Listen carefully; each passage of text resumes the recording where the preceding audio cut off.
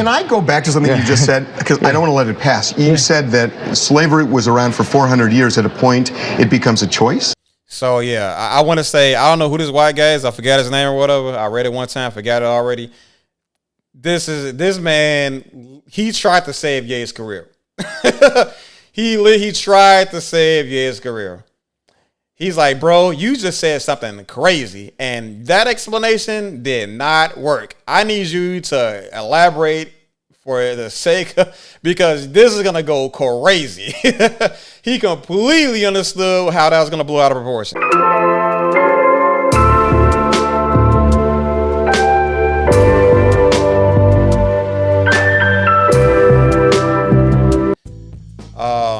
So here we are in the famous TMZ video interview.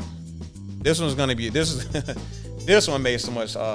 This one caused so many problems around that time. It's crazy. This is around this time he was hanging with Hank Candace Owens. Make America great again, yay. Pro-Trump, yay. All of that stuff. Red hat, yay. Y'all, we all love him. When you hear about slavery for 400 years, that sounds like a choice. Like, you was there for 400 years and it's all of y'all? You know, like, it's like we're mentally in prison. I like the word prison because mentally in prison. Keep that in mind, please. Slavery goes too direct to the idea of blacks. It's like slavery, Holocaust Jews, slavery is blacks. So prison is something that unites us as one race, blacks and whites being one race.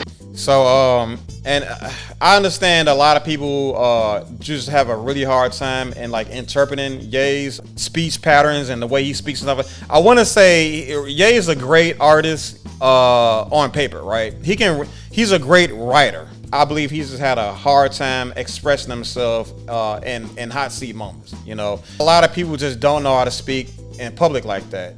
And Ye, even though he's performed in front of like all these people for years and stuff like that, that's still not enough to answer difficult questions and express himself and then talk about conversation and speak on issues that are very far removed from just simple and brain dead entertainment. Now he wants to talk about things that are actually important.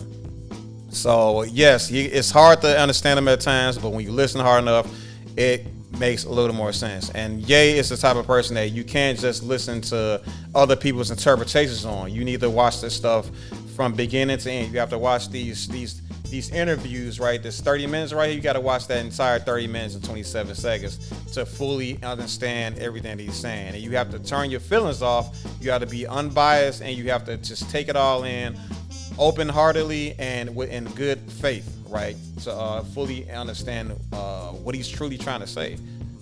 So here he was trying to explain that this whole aspect of attributing people's traumas to like the groups and stuff like that. He speaks to slavery, he speaks to black people, but America as a whole can't really truly empathize with slavery because the way black people can, because we are like the closest to it, and because of timelines and stuff like that. We are the closest. Black people are the closest to slavery because it happened to us in most recent times and stuff, in correlation in comparison to other groups in America. He uses prison as like this for everybody in America to identify it with, because for reasons I'm still that I didn't completely understand, but I just understand what he means when he try to give us this interpretation. And man, unfortunately, he was kind of cut off on this point, but that's kind of what he's trying to say. Just for those that was kind of listened to him and still kind of like, well, what is he talking about? Prison, slavery, what black people? He's difficult to follow at times, but if you listen, and maybe you listen a couple more times, it begins to click with your brain. That we're one, we're the human race, we're human beings and stuff, and eventually, you know. Can I go back to something you just said, because I don't want to let it pass. You said that slavery was around for 400 years. At a point, it becomes a choice. So yeah, I want to say, I don't know who this white guy is. I forgot his name or whatever. I read it one time, forgot it already. This man, he tried to save Ye's career. He tried to save Ye's career. He's like, bro, you just said something crazy, and that explanation did not work. I need you to elaborate for the sake of, because this is gonna go crazy. He completely understood how that was gonna blow out of proportion. So I appreciate that, man, for trying for tossing Ye that layup, that pass, because man, did he need that. Yeah, right now we're choosing to be enslaved. We're like, okay, so Ebro, we're choosing to be enslaved, right? We're choosing to be enslaved. Nothing to do with bondage, right? Slavery was like, this is talking about slavery was a choice, right? This has nothing to do with bondage, right? He's talking about mental slavery.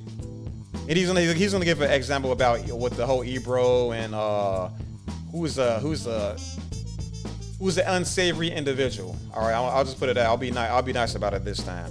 But he gives his example with Ebro and Candace Owens and stuff like that, whatever. But people are choosing mental slavery, right? Instead of like listening to alternative opinions and having the chance to and giving themselves the chance to disagree. People are choosing to stay with what they already think, right? People are choosing to stay with what they've been programmed to think, and that is a form of slavery, in my opinion. If you were indoctrinated, if you were brainwashed, the best way out of it is by putting more thought into it. You know what I mean? And if somebody has to come along and show you an alternative perspective on it, then you should appreciate it, even if you don't agree with it. With that, like there's been many conversations I've had with people that I don't agree with, and I still, even if I still don't agree with them. At the end of the conversation, I still appreciate the conversation, because it at the very least proves that that I know what to say, that I know that I've thoroughly fleshed out my argument and my talking points to the point where I truly believe inwardly and outwardly what I stand 10 toes down on. Being challenged on your ideals and being challenged on your perspectives I would argue to say, is ideal for your development as a human being. And choosing to stay with everybody choosing to stay in their echo chambers, sticking with people that agree with them, surrounding themselves with yes men, with people that will never say no to all of the bad opinions that they have or bad decisions they make, people that don't hold you accountable, people that, man, are just not helping you develop as a person. I mean, and if you can only operate under those settings, under those pretenses, it makes you, at the very least, a selfish person, right? At worst, narcissist, right?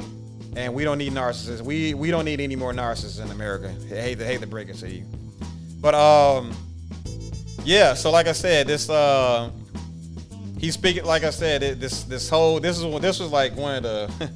It wasn't the first thing that he said that pissed a lot of people off, but like I see. This is one of those things I kind of saw it. I'm like, oh, yeah, tweaking again, I guess, whatever. I didn't care about it after that, even if he said slavery was a choice. I think